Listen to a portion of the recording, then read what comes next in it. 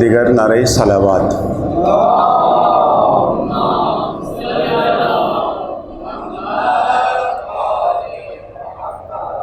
اعوذ باللہ من الشیطان الرجیم، بسم اللہ الرحمن الرحیم۔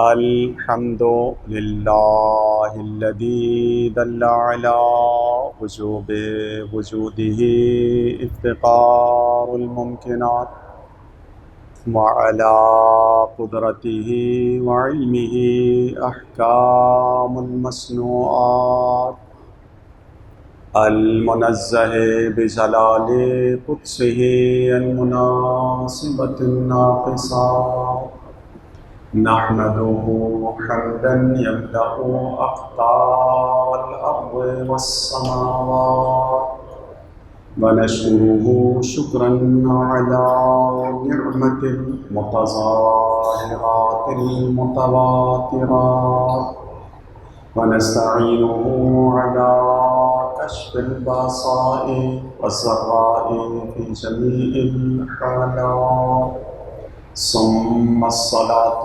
والسلام على أشرف الأنبياء صاحب الآيات والبينات أبي القاسم محمد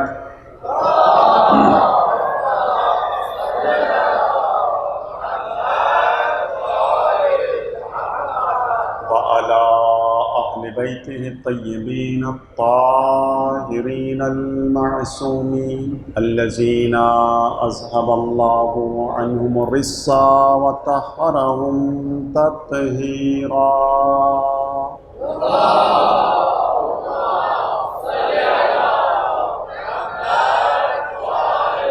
أما بعد فقد قال سبحانه وتعالى في القرآن المجيد، بسم الله الرحمن الرحيم، وإذ أخذ ربك من بني آدم من ظهورهم ذريتهم وأشهدهم على أنفسهم ألست بربكم قالوا بلى۔ صلوات پڑھیں سب مل کے محمد و آل محمد پر۔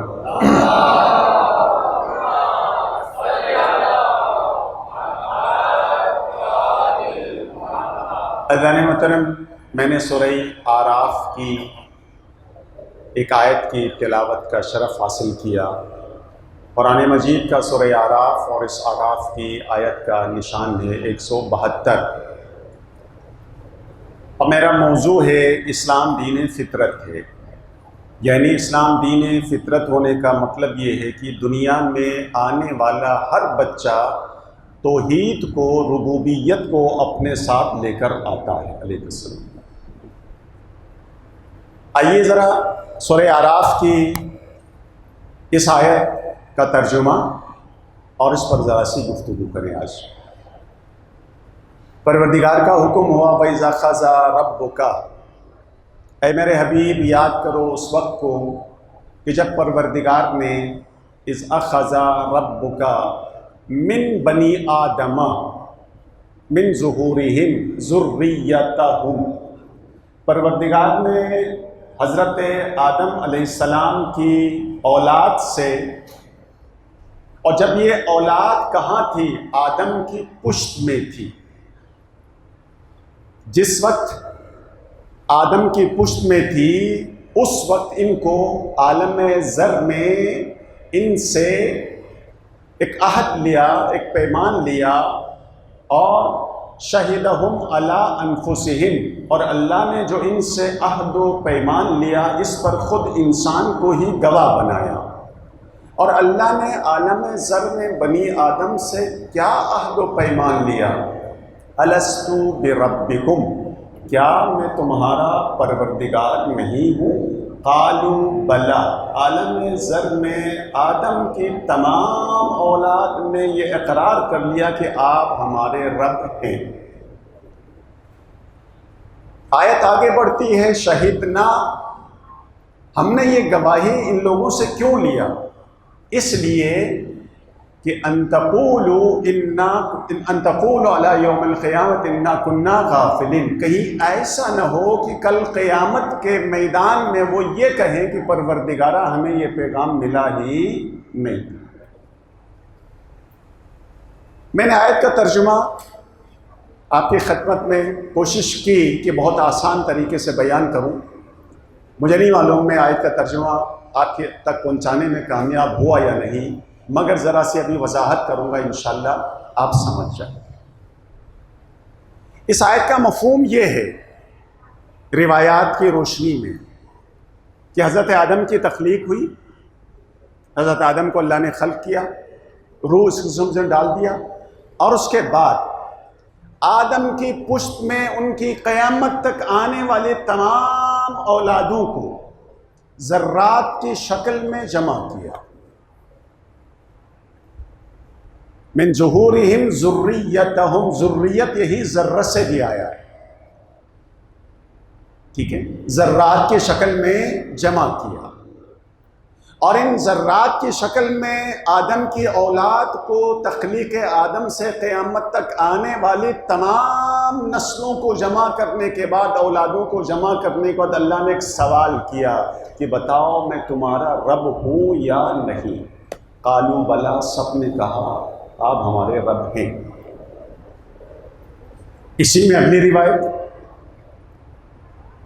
جناب آدم کو جس مٹی سے بنایا گیا تھا اس مٹی کے ذرات کو اس شکل میں جمع کیا کہ جس ذرے سے جو انسان بننا تھا قیامت تک کے لیے، اس مٹی کے ذرات کو جمع کیا، اور ان ذرات کو جمع کر کے اللہ نے اقرار لیا کیا میں تمہارا رب نہیں ہوں؟ قالوا بلا، سب نے کہا آپ ہمارے رب ہیں۔ پھر اللہ نے کہا ہم نے یہ اقرار کیوں لیا؟ اس لیے لیا کہ کل قیامت کے دن کوئی انسان یہ نہ کہے کہ پروردگارہ مجھے تو توحید کا پیغام ملا ہی نہیں تھا، مجھے ربوبیت کا پیغام ملا ہی نہیں تھا، میں کیسے آپ کی توحید کو مانتا، آپ کو رب مان لیتا۔ اتمام حجت پروردگار نے عالم ذر میں کیا۔ جس وقت اللہ نے یہ ذرات کو جمع کیا اسے کہا جاتا، اور اقرار لیا، اسے اصطلاح ہے تفسیر میں علماء نے اس کو عالم ذر کہا ہے۔ بات سمجھ میں آ رہی ہے یہاں تک؟ صلوات پڑھنے سے مل کے محمد و آل محمد پر۔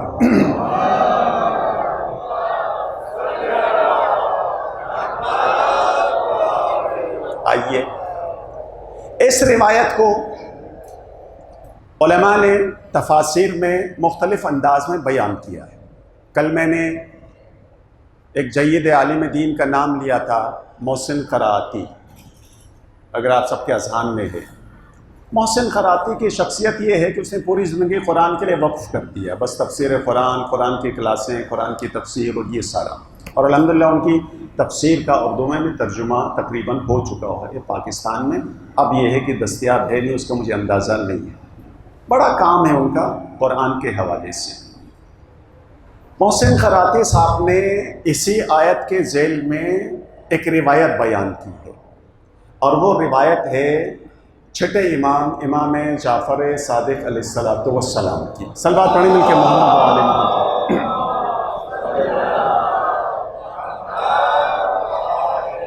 اور ساتھ ساتھ انہوں نے حوالہ پانچویں امام کا بھی دیا ہے۔ پانچویں امام اور چھٹے امام کے حوالے سے روایت یہ بیان کیا ہے کہ انہوں نے کہا کہ پروردگار نے جس وقت یہ ذرات کو، یعنی انسانوں کو ذرات کی شکل میں جمع کیا اور اقرار لیا کہ میں تمہارا رب ہوں یا نہیں، سب نے کہا آپ ہمارے رب ہیں، اس اقرار پر ایک فرشتے کو گواہ بنایا کہ بھئی یہ تو گواہ ہے نا، ان سب نے اقرار کیا ہے کہ کل محشر کے میدان میں کہیں ہمیں یہ پیغام نہ ملا تھا تو یہ فرشتہ گواہی دے گا۔ انہوں نے کہا پھر اللہ نے اس فرشتے کو جو حیات رکھتا تھا اس کو جماعت میں تبدیل کیا، میں نے مشکل لفظ کہا، بچوں کے لیے آسان بناتا، اس فرشتے کو پتھر بنا دیا۔ آپ کہیں گے کیسے ہو سکتا ہے فرشتہ پتھر بن جائے؟ تو انہوں نے خود ہی دلیل دیا، انہوں نے کہا قرآن میں آپ نے پڑھا ہے حضرت موسیٰ علیہ السلام کے ہاتھ میں ایک لاٹھی ہوتی تھی جس کو عصائے موسیٰ کہتے ہیں، جب ضرورت پڑی تو یہ عصا اژدہا بن گیا، اور جب ضرورت پوری ہو گئی تو اژدہا دوبارہ عصا بن گیا۔ تو اللہ کے قبضے قدرت میں کوئی مشکل چیز تو ہے نہیں۔ انہوں نے اس کو تبدیل کر دیا ایک پتھر میں، اور اس پتھر کو جنت میں رکھا، پھر جنت سے دنیا میں بھیجا اور خانہ کعبہ کی دیوار میں نصب کر دیا، اس کا نام ہے حجر اسود۔ صلوات پڑھیں مل کے محمد و آل محمد پر۔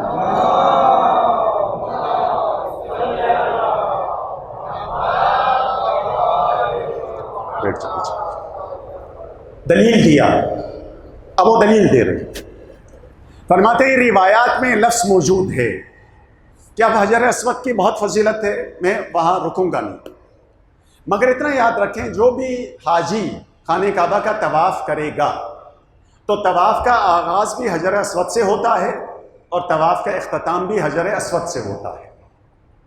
اور جب ہم حجر اسود کے پاس کھڑے ہو کر طواف کا آغاز کرتے ہیں تو ہم ہاتھ کا اشارہ کر کے اللہ اکبر کہتے ہیں، اور اگر ممکن ہو تو حجر اسود کو ہاتھ لگاؤ، مس کرو، چومو، پھر طواف شروع کرو، اور اگر ممکن نہیں ہے تو ہاتھ بلند کر کے حجر اسود کی طرف ہاتھ کا رخ کرو، اللہ اکبر کہو، پھر ہاتھ کو چومو اور طواف شروع کرو۔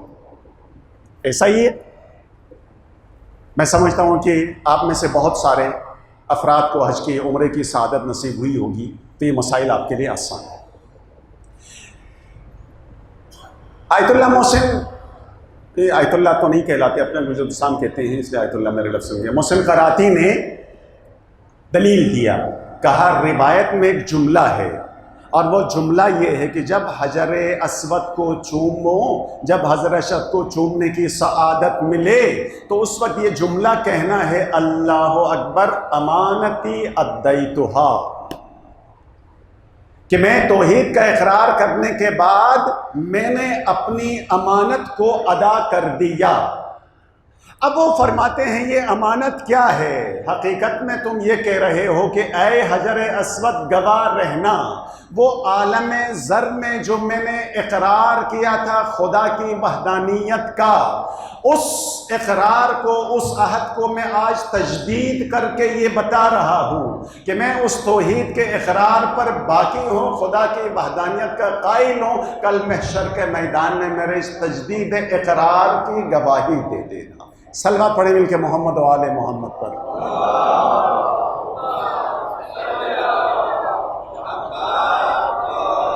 تو عزیزان محترم، یہ دین، یہ توحید فطرت ہے۔ ہر بچہ دنیا میں آتا ہے تو توحید کو اپنے ساتھ لے کر آتا ہے۔ وَأَبَوَاهُمَا يُحَوِّدَانِهِ وَيُنَصِّرَانِهِ، مگر اس کے ماں باپ ہوتے ہیں، ماحول ہوتا ہے، معاشرہ ہوتا ہے کہ اس بچے کو کبھی عیسائی بنا دیتا ہے، کبھی یہودی بنا دیتا ہے۔ اس کی دلیل یہ ہے، اگر آپ کی توجہات ہیں میری طرف تو اب اس کی دلیل میں دینے جا رہا ہوں عزیزان محترم، کہ انسان دین فطرت پر پیدا ہو رہا، اس کی دلیل یہ ہے کہ آج کی مثال دینے جا رہا ہوں۔ آج بھی آپ پڑھتے ہیں، ماشاءاللہ آپ سب پڑھے لکھے لوگ ہیں، سنتے رہتے ہیں، پڑھتے رہتے ہیں۔ آج یہ پوری دنیا میں اگر کوئی شخص بغیر تعصب کے اسلام پر ریسرچ کرتا ہے، اسلام کو پڑھتا ہے، اسلام کو دلیل کے نظر سے دیکھتا ہے، عقل کی نظر سے دیکھتا ہے، منطق کی نظر سے دیکھتا ہے، تو اسلام اس کی سمجھ میں آتا ہے، توحید اس کی سمجھ میں آ جاتی ہے، وہ مسلمان بھی ہو جاتا ہے اور وہ خدا پرست بن جاتا ہے۔ اس کی مثالیں کم نہیں ہیں، ہزارہا مثالیں ہیں۔ آپ عیسائیوں میں دیکھیں، آپ یہودیوں میں دیکھیں، ہر قوم و مذہب اور ملت اور ملک کے اندر دیکھیں، لوگ اسلام میں داخل ہو رہے ہیں، اور اسلام میں وہی داخل ہو رہا ہوتا ہے جو اسلام کو پڑھتا ہے، اسلام کو سمجھتا ہے اور اسلام کو سمجھنے کی کوشش کرتا ہے۔ تو چونکہ اس کی فطرت میں یہ موجود ہے، ذرا سے وہ کوشش کرنے پر اس کی فطرت کی آواز اسے کہتی ہے کہ حق راستہ یہی ہے، اسی پر تمہیں چلنا ہے۔ صلوات پڑھیں مل کے محمد و آل محمد پر۔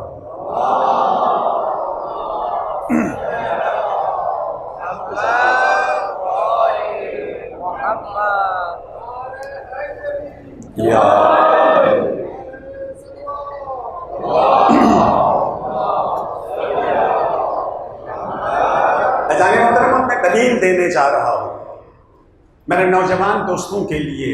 ایک شخص ہے وہ مسیحی مذہب کا، عیسائی مذہب کا ماننے والا ہے، مگر ایک مفکر ہے، اس نے نہج البلاغہ کا مطالعہ کیا، اور نہج البلاغہ کا مطالعہ کرنے کے بعد اس نے کتاب لکھی جس کتاب کا نام ہے صوت العدالت الانسانیہ۔ اور یہ کون ہے؟ اس کا نام ہے جارج جرداق۔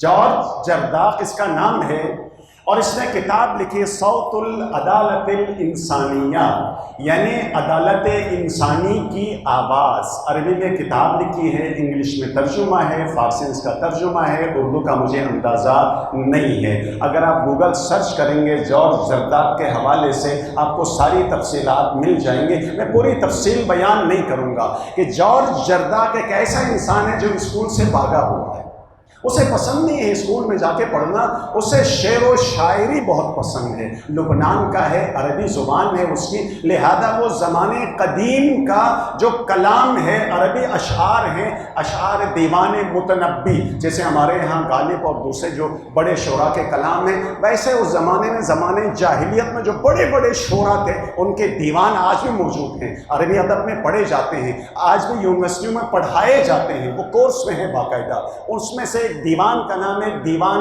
متنبی، آپ جا کے دیکھ لیجئے گا، اس کا اردو ترجمہ مل جائے، مجھے نہیں اندازہ ہے، مگر دیوان متنبی آپ کو مل جائے گا۔ دیوان متنبی پڑھتا ہے، پہاڑوں میں جا کے پڑھتا ہے، غور و فکر کر رہا ہے، ایسے میں اس کے بھائی نے اسے راہ راست پر لانے کی کوشش کی، مگر یہ آدمی چونکہ ایک دیوانہ تھا، جیسے ہوتے ہیں شعراء جو پڑھنے والے، شعر کہنے والے، اس طرح کا ایک انسان ہے، مگر کسی طریقے سے اس کو نہج البلاغہ کی کتاب مل گئی۔ نہج البلاغہ کی کتاب ملی، اس نے نہج البلاغہ کو پڑھا، حضرت علی کی سیرت کو پڑھا، اور نہج البلاغہ کے خطبات پر، جیسے میں نے کل آپ کی خدمت میں بیان کر دیا کہ نہج البلاغہ کے خطبات کو، خطوط کو اور کلمات قصار کو پڑھنے کے بعد اس کا پہلا جملہ ہے جو اکثر علماء منبر سے بیان کرتے ہیں، یہ وہ کتاب ہے کہ تحت کلام الخالق فوق کلام البشر، یہ اللہ کی کتاب کا سے اس کا مرتبہ نیچے ہے، اور دنیا میں جتنے لوگوں نے کلام کیا ہے، کتاب لکھا ہے، ان سب سے اس کا مرتبہ بلند ہے۔ یہ سب سے پہلے نہج البلاغہ کے لیے خطاب یہ اس شخص نے دیا تھا، اور پھر پڑھنے کے بعد اس نے کتاب لکھی جو 6 جلدوں پر مشتمل ہے، صوت العدالت الانسانیہ، عدالت انسانی کی آواز۔ بہت بڑی تفصیل ہے اس کی، مگر میں آپ کو یہاں الجھاؤں گا نہیں اس نے کیا لکھا اور کیا نہیں لکھا، مگر اس نے یہ جملہ لکھا کتاب کے مقدمے میں، کتاب کے مقدمے میں اس نے یہ جملہ لکھا، علی وہ تھا قتل لشدت عدلہ فی محرابہ، کہ علی کی شخصیت بس اتنا سمجھ لیجئے کہ علی کو شدت عدل کی وجہ سے، عدالت کی وجہ سے محراب میں شہید کر دیا۔ عزیزان محترم، پھر وہ آگے دلیل لکھتے ہیں، وہ دلیل دیتے ہیں کہ علی نے حکومت ظاہری سنبھالنے کے بعد پہلا اعلان جو کیا تھا، وہ اعلان یہ کیا تھا کہ یہ جو بیت المال کی تقسیم میں یہ جو اقربا پروری ہے کہ کسی کو زیادہ ملے گا، کسی کو کم ملے گا، یہ پہلے مسلمان ہوا تھا اس کو زیادہ، یہ بعد میں مسلمان تھا اس کو کم، یہ فلاں جہاد میں شامل تھا اس کو زیادہ، اس کو کم، کا یہ سب ختم، سب کو برابر حصہ مل جائے گا۔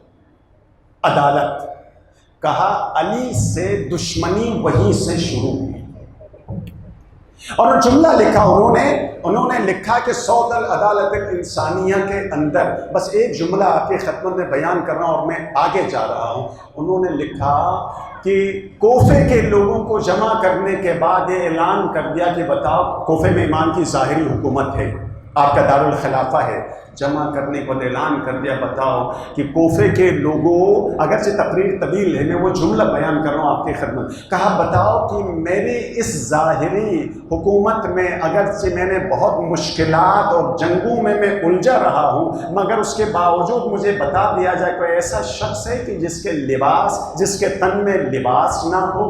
سب نے اقرار کر دیا، یا علی، یا امیر المؤمنین، آپ کی اس ظاہری حکومت میں کوئی ایسا شخص نہیں نہیں ہے کہ جس کے بدن پر لباس نہ ہو۔ پھر سوال کیا، بتاؤ کہ تم میں سے کوئی ایسا ہے کہ جس کو پیٹ بھر کے کھانے کے لیے روٹی میسر نہ ہو، کھانا میسر نہ ہو، بھوکا سو رہا ہو؟ کہا نہیں، ہر امیر المؤمنین ہر شخص کھانا کھا کے سو جاتا ہے۔ اور یہ جملہ بہار الانوار میں بھی موجود ہے۔ میرے مولا نے کہا سنو لوگو، جس وقت تم لوگوں نے مجھے مسند خلافت پر بٹھایا تھا، یہ کرتا میرے بدن پر تھا، اور یہ کرتا اب اتنا بوسیدہ ہو چکا ہے، اس پر اتنے پیوند لگ چکے ہیں کہ مزید پیوند لگانے کی گنجائش باقی نہیں ہے۔ میں اسی کرتے کو پہن کر آج تک موجود ہوں۔ جس دن میرے بدن سے یہ کرتا اتر جائے، اس کی جگہ دوسرا کرتا آ جائے، تو سمجھنا علی نے تمہارے ساتھ وفا نہیں۔ صلوات پڑھیں مل کے محمد و آل محمد پر۔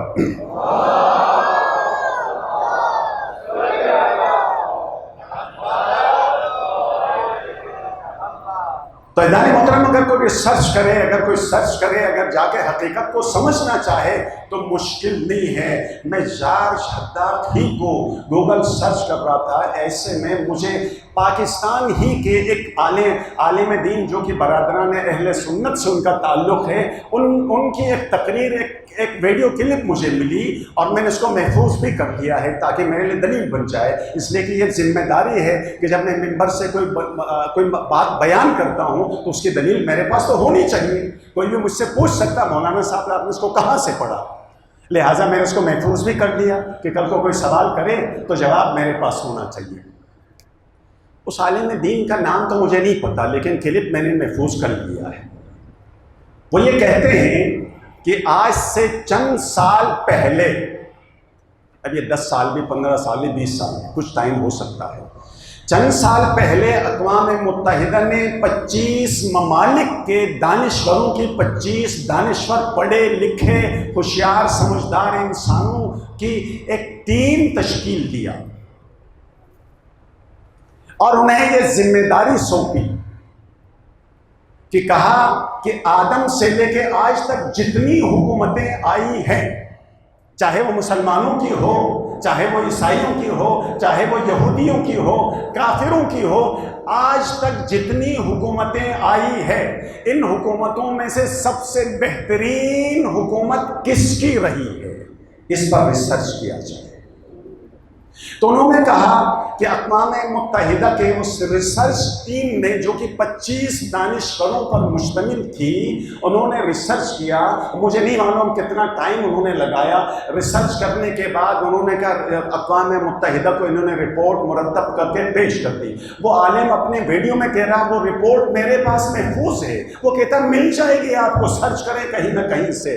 وہ کہتا ہے کہ اس رپورٹ میں یہ لکھا گیا کہ آدم سے لے کے آج تک جتنی حکومتیں کی گئی ہیں، ان میں سے سب سے بہترین حکومت 4.5 سال کی حکومت تھی، اور وہ حکومت تھی جو علی ابن ابی طالب کی حکومت تھی۔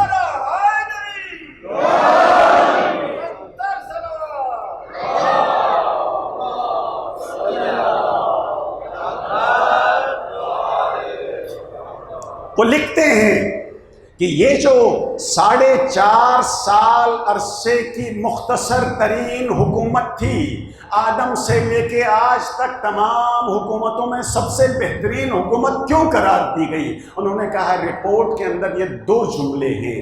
پہلا جملہ ہے یہ 4.5 سال کی حکومت وہ حکومت تھی کہ جس حکومت میں کوئی آدمی بھوکا نہیں تھا،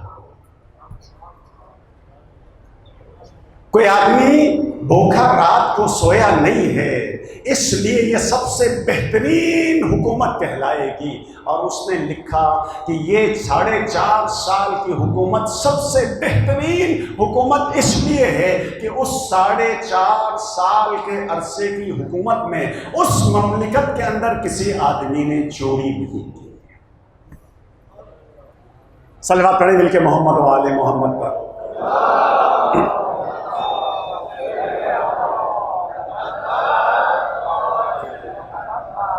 دیکھیے، یہ تو مولا کی حکومت کی بات ہوئی جو اقوام متحدہ کی اس 25 دانشوروں کی رپورٹ کے اندر لکھا گیا ہے کہ انسان کی اس 4.5 سال کی حکومت میں نہ کوئی بھوکا سویا، نہ کسی نے چوری کی۔ عزیزان محترم، چوری انسان اسی وقت کرتا ہے جب اس کا پیٹ خالی ہوتا ہے، جبھی تو چوری کرتا ہے۔ اپنے ایک واقعہ یہاں یاد آیا اس چوری کے حوالے سے کہ اسلام نے کیا حکم دیا ہے کہ چور کے ہاتھ کاٹنے ہیں۔ ایسا ہے، بالکل ایسا ہی، مگر اس کے شرائط ہیں اپنی جگہ۔ ایسا نہیں ہے کہ چور پہ پکڑا جائے چوری میں اور ہاتھ کاٹ، شرائط۔ اب وہ فقہ کے کتابوں میں وہ تفصیل کے ساتھ موجود ہیں، لیکن وہاں نہیں جاؤں گا۔ علامہ ذیشان حیدر جوادی نے لکھا کہ میں ہندوستان میں کانفرنس میں تھا جہاں مسلمان بھی تھے، ہندو بھی تھے، سکھ بھی تھے، اور ساری دنیا جہاں کے دانشور تھے، اور مذاہب پر گفتگو ہو رہی تھی۔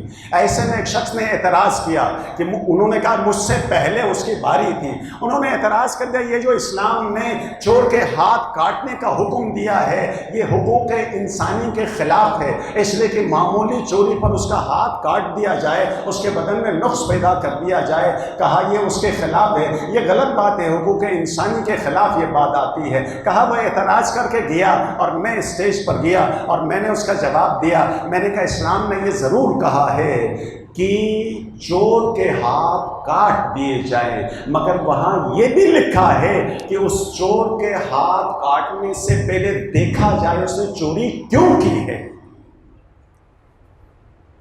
اس نے علامہ بتاتے ہیں کہ میں نے یہ بیان کر دیا، میں نے کہا کہ اگر اس نے چوری عادت کی وجہ سے کیا ہے، اب میں مثال دیتا ہوں، شرائط میں ایک شرط یہ ہے کہ وہ اپنی جان بچانے، بھوک مٹانے کے لیے چوری نہ کیا ہو۔ اگر اپنی جان بچانے اور بھوک مٹانے کے لیے چوری کیا تو اس کے ہاتھ نہیں کاٹنے، وہ معاف ہے۔ علامہ فرماتے ہیں میں نے کہا کہ اگر مملکت میں کوئی انسان بھوکا ہو اور بھوک کی وجہ سے وہ چوری کرنے پر مجبور ہو جائے تو اسلام کہتا ہے چور کے ہاتھ نہیں، حکمران کے ہاتھ کاٹ دو، اس لیے کہ اس کی حکومت میں یہ انسان بھوکا کیسے رہا اور چوری پر مجبور کیسے ہو گیا۔ صلوات پڑھیں مل کے محمد و آل محمد پر۔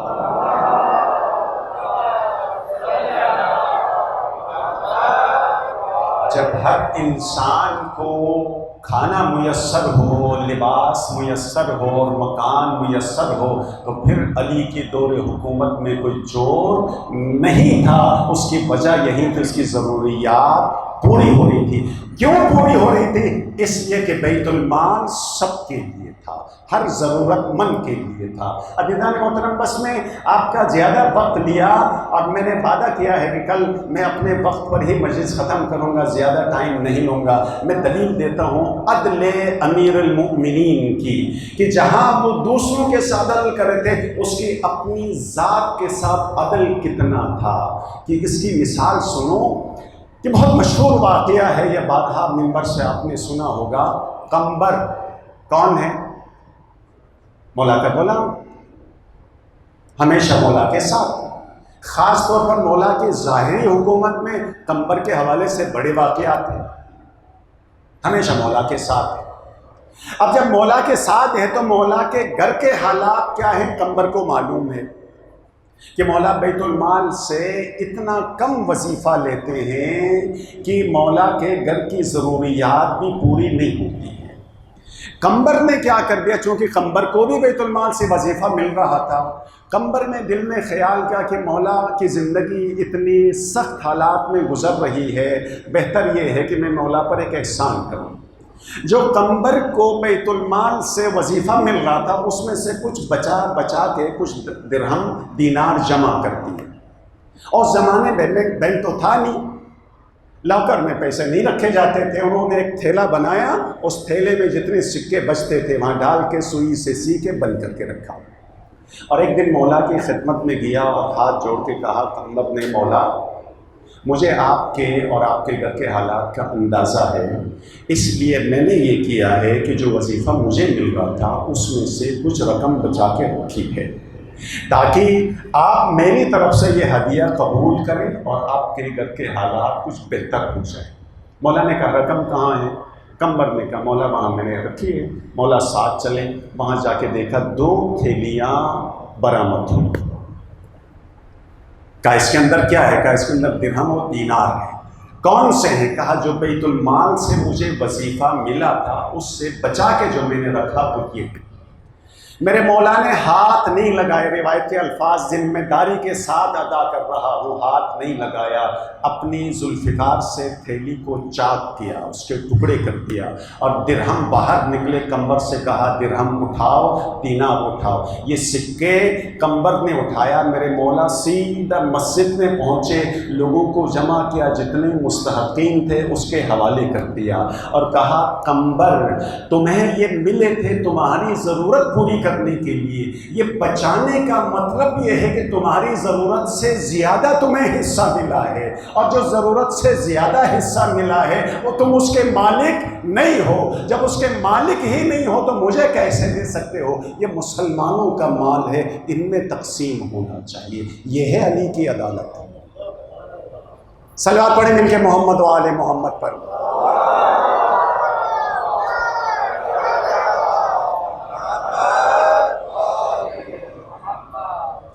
قتل لشدت عدلہ فی محراب, علی کو اس کی عدالت کی وجہ سے محراب میں شہید کیا گیا. یہ اس کا جملہ ہے جارج جرداق کا, جس نے صوت العدالت الانسانیہ نامی کتاب لکھی ہے. عزیزان محترم, عدالت ایک ایسی چیز ہے کہ میرے مولا نے یہی کہا کہ الملک یبقی مع الکفر ولا یبقی مع الظلم. اگر انسان عدالت سے ہٹ جائے تو وہ کیا بن جاتا ہے؟ وہ ظالم بن جاتا ہے. کہا دنیا میں جتنی حکومتیں ہیں وہ کفر کے ساتھ تو باقی رہ سکتی ہے, وہ ظلم کے ساتھ باقی نہیں رہ سکتی ہے. اگر کوئی شخص عدل کے مطابق نہیں چلے گا تو پھر وہ ظالم کہلائے گا. یہ بات حکومتوں کی ہے. آپ ذرا نیچے اتر جائیے. ہمارے اور آپ کے درمیان میں, ہمارے معاشرے میں ہم اپنے ساتھ کتنا عدل کر رہے ہیں, اپنی ذات کے ساتھ کتنا ظلم کر رہے ہوتے ہیں. میرے گھر میں کتنا عدل ہے, میرے دفتر میں کتنا عدل ہے, میرے معاشرے میں میرے دوستوں کے ساتھ, رشتہ داروں سے میرا عدل و انصاف کتنا ہے. عزیزان, ہر انسان کو اپنے گریبان میں جھانکنا چاہیے. میں آیت اللہ سیستانی کی فتویٰ کی کتاب پڑھ رہا تھا, اور وہاں پر آپ کو معلوم ہے کل میں نے وراثت کی بات کی تھی. قرآن نے بچوں اولاد کے لیے وراثت کا ایک حصہ مقرر کر دیا کہ بیگم کے لیے کتنا حصہ ملے گا, اور بیٹے کے لیے کتنا, اور بیٹی کے لیے کتنا. یہ ساری وراثت کی تقسیم اپنی جگہ. آپ کو فقہی مسائل سمجھانا میرا مقصد نہیں ہے عزیزان محترم, مگر ایک شخص اپنی حیات میں اپنی جائیداد انہی اولادوں میں سے کسی ایک کو دے دیں, باقی کو محروم کر دیں.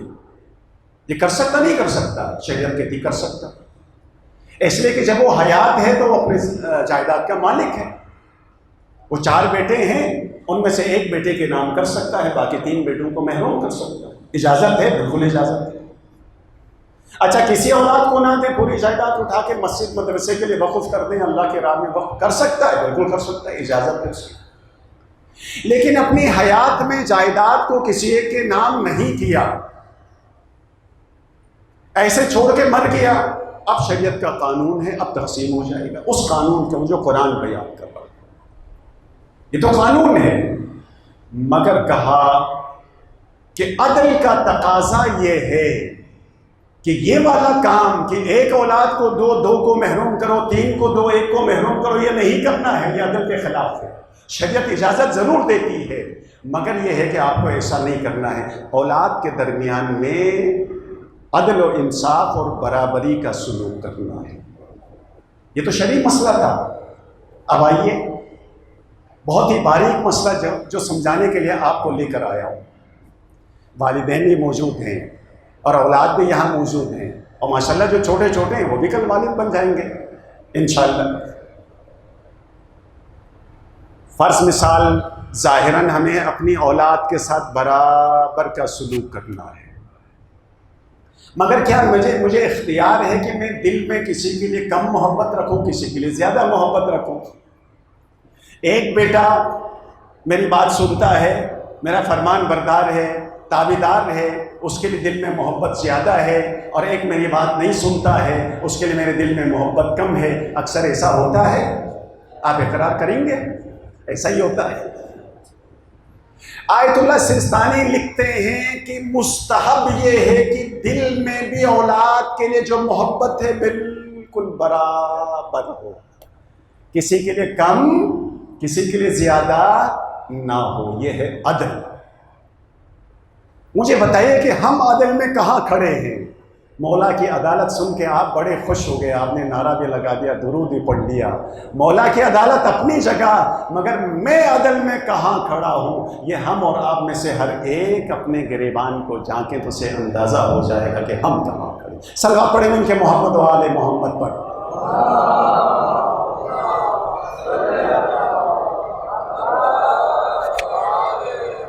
تو عزیزان محترم، اللہ نے الستو بربکم کے ذریعے تمام انسانوں سے جو قیامت تک نسل آدم سے آتی رہیں گے سب سے اقرار لیا کہ کیا میں تمہارا رب نہیں ہوں؟ سب نے کہا آپ ہمارے رب ہیں، مگر ہوتا یہ ہے کہ حالات کی وجہ سے، ماحول کی وجہ سے، والدین کی وجہ سے وہ رب سے دور ہو جاتا ہے، وہ فطرت سے دور ہو جاتا ہے، اور جیسے ہی اس کے لیے حالات سازگار ہوتے ہیں وہ دوبارہ اپنی فطرت کی طرف واپس پلٹ کر آ جاتا ہے۔ یہی گنہگار انسان کی مثال ہے۔ انسان خطا کر جاتا ہے، انسان گناہ کر جاتا ہے، انسان رب سے دور ہو جاتا ہے۔ پروردگار نے پھر اس کے لیے توبہ رکھا ہے، اس کے لیے استغفار رکھا ہے کہ اگر تم توبہ کرو گے، استغفار کرو گے تو واپس اس کے بارگاہ میں حاضر ہو جاؤ گے تو پروردگار تمہارے خطاؤں کو، گناہوں کو معاف کر دے گا۔ اس لیے کہ انسان ہے، اگر تو نے غلطی کیا تو کیا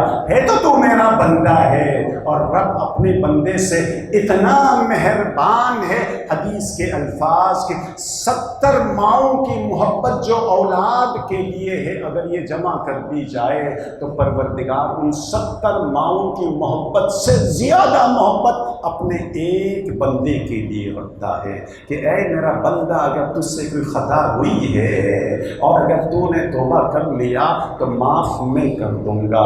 بس عزیزان محترم، اور جب وہ معاف کرنے آتا ہے اور کسی کو بخشنے کے لیے توفیق دیتا ہے تو ایک رات اس کے لیے کافی ہو جاتی ہے۔ رات میں حر ادھر تھا اور صبح حر حسین کے لشکر میں تھا۔ کون حر ہے؟ یہ وہی ہے کہ جس نے مولا کے قافلے کو کوفے میں داخل ہونے سے روکا تھا اور مولا کے سواری کے لگام پہ ہاتھ ڈال کے یہ کہا تھا کہ مولا آپ کوفہ نہیں جانتے۔ مولا نے اس کے لیے کہا سکولت ام کی، تیری ماں تیرے غم میں روئے۔ یہ جملہ حر کے لیے کہنا تھا۔ حر نے ایک جملہ کہا تھا، حر نے کہا تھا آقا آپ کی ماں فاطمہ زہرا ہے۔ یہ جملہ کوئی اور کہتا تو حر جواب دیتا، مگر آپ کی والدہ فاطمہ زہرا، اللہ اکبر، اس کا مقام ہے اور میں کچھ نہیں کہہ سکتا ہوں۔ حر آگے بڑھا، امام کا قافلہ ساتھ ساتھ ہے حر کے ساتھ۔ ایک مرحلہ ایسا آیا کہ حر کے قافلے میں پانی ختم ہو گیا اور مولا کے قافلے میں پانی موجود ہے۔ تب میرے مولا نے حضرت عباس و اکبر سے کہا جاؤ حر کے قافلے کو پانی پلاؤ۔ یہاں تک کہ حر کے قافلے میں جو جانور ہیں، گھوڑے ہیں، ان کے سامنے مشکیزہ رکھو، خبردار جب تک جانور منہ نہ ہٹائے اس کے سامنے سے مشکیزہ نہ ہٹانا۔ میرے مولا تو کتنا کریم مولا ہے، دشمن کے لیے بھی آپ کی اتنی محبت ہے کہ اس کے جانور کے لیے بھی حکم دے رہے ہیں کہ جب تک سیراب نہ ہو پانی نہ ہٹانا۔ اور مولا یہی دشمن تھا جو کربلا کے میدان میں آپ کے اہل و عیال پر پانی بند کر دیا، روک دیا کہ جوان بیٹے کے جنازے پر نہیں جاتا ہے بوڑھا باپ۔ مگر مولا جب آپ علی اکبر کے جنازے پر گئے، کل انشاءاللہ تفصیل سے آپ علی اکبر کے مصائب سنیں گے، علی اکبر کے جنازے پر گئے ہیں تو کوئی آپ کو سہارا دینے والا نہیں تھا، میرے مولا کے آنکھوں میں آنسو تھے، اور میرے مولا کبھی جھکتے تھے کبھی اٹھتے تھے، علی اکبر کے جنازے پر اس عالم میں پہنچے، یہ جملہ کہتے تھے الا انکسر ظہری، ہائے حسین کی کمر ٹوٹ گئی، انا للہ و انا الیہ راجعون، سیعلم الذین ظلموا ای منقلب ینقلبون۔ پروردگارہ ہماری اس خلیل عبادت کو اپنی بارگاہ میں قبول فرما، بار الہ پروردگارہ ہمیں کوئی غم نہ دے سوائے غم حسین کے، یا اللہ خدا تمام مؤمنین کی مال و جان، ثواب ان کی